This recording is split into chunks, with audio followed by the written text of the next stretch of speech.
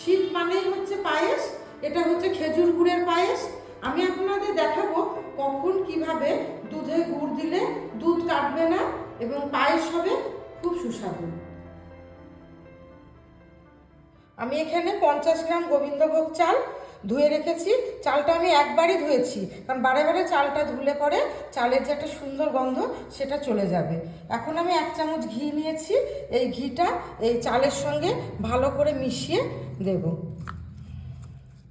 এই ঘিটা মাখালে চালটা যখন আমি দুধের মধ্যে দেব, চালগুলো গায়ে গায়ে লেগে যাবে না বা হাঁড়ির তলাতেও লেগে যাবে না। সামান্য ঘি দিয়ে কাজু কিশমিশটা ভেজে নিচ্ছি।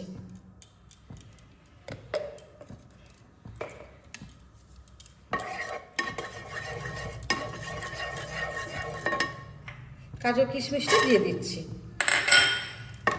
খুব হালকা করে ভেজে নেব। কাজু কিশমিশটা ভাজা হয়ে গেছে খুব সুন্দরভাবে।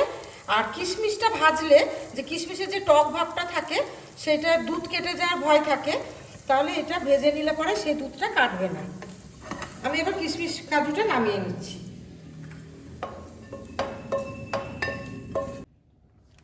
এখানে আমি 1 লিটার ফুল ক্রিম দুধ নিয়েছি পায়েস রান্নার জন্য। এটা আমি এখন ফুটতে দেব। এই দুধটা 10 মিনিট ধরে আমি মিডিয়াম আঁচে ফোটাবো এবং পুরো পায়েস রান্নাটাই আমি মিডিয়াম আঁচে করব। এই দুধটা 10 মিনিট ধরে এরা অনবরত নেড়ে নেড়েই ফুটিয়ে নিতে হবে, না হলে কড়াইয়ের তলায় লেগে যাবে। এইভাবে আমি নেড়ে নেড়ে দুধটা ফুটিয়ে নিচ্ছি। দুধটা উষ্ণ গরম হয়ে গেছে। আমি এখানে সামান্য দুধ তুলে রাখছি। এই গুঁড়ো দুধটা, এখানে 20 গ্রাম গুঁড়ো দুধ রেখেছি এটা মিশানোর জন্য, এর মধ্যে ঢেলে দিচ্ছি আর ভালোভাবে মিশিয়ে নেব।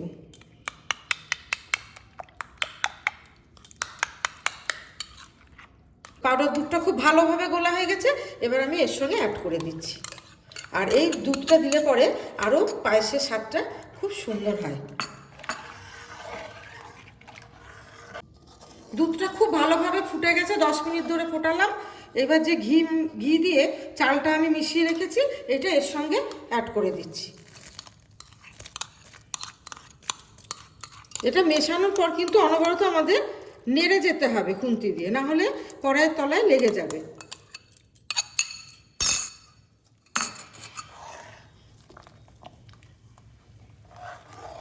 এইভাবে অনবরত নাড়তে হবে। আমি এখানে ফুটন্ত দুধের মধ্যে 1 চামচ গুড় মিশিয়ে দেখলাম যে দুধটা কাটলো না, তার মানে গুড়টা খুবই ভালো। আমি এরপরে নিশ্চিন্তভাবে পায়েসের মধ্যে এই গুড়টা মেশাতে পারবো। এখানে 90% মতো চালটা সিদ্ধ হয়ে গেছে। এবার আমি গুড় মেশাবো। দুধ কাটবে কি সেটা আগেই আমি পরীক্ষা করেছি, তবু বাড়তি সতর্কতা হিসাবে আমি গ্যাসটা বন্ধ করে গুড়টা মেশাবো। আমি এবার গুড়টা মেশাচ্ছি।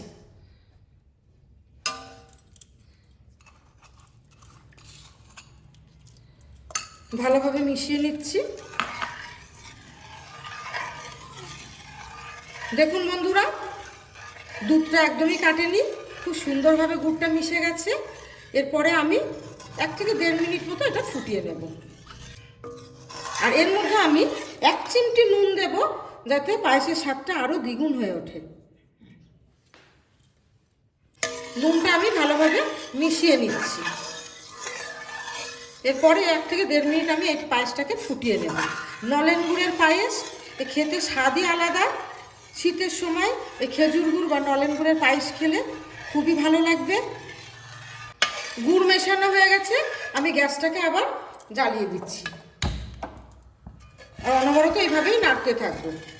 দেখুন বন্ধুরা, কি সুন্দর গুড়ের একটা কালার এসছে, লাল। পায়েস প্রায় রেডি। এবার আমি কাজু কিশমিশটা মিশিয়ে দিচ্ছি। দেখছেন বন্ধুরা, এটা কেমন পাতলা পাতলা আছে, ঠান্ডা হলে এটা ঘন হয়ে যাবে। পায়েস রান্না একদম রেডি। বাড়িতে যে কোনো অনুষ্ঠানে এই নিয়মগুলো মেনে পায়েস রান্না করলে সকলেরই খুব খেতে ভালো লাগবে।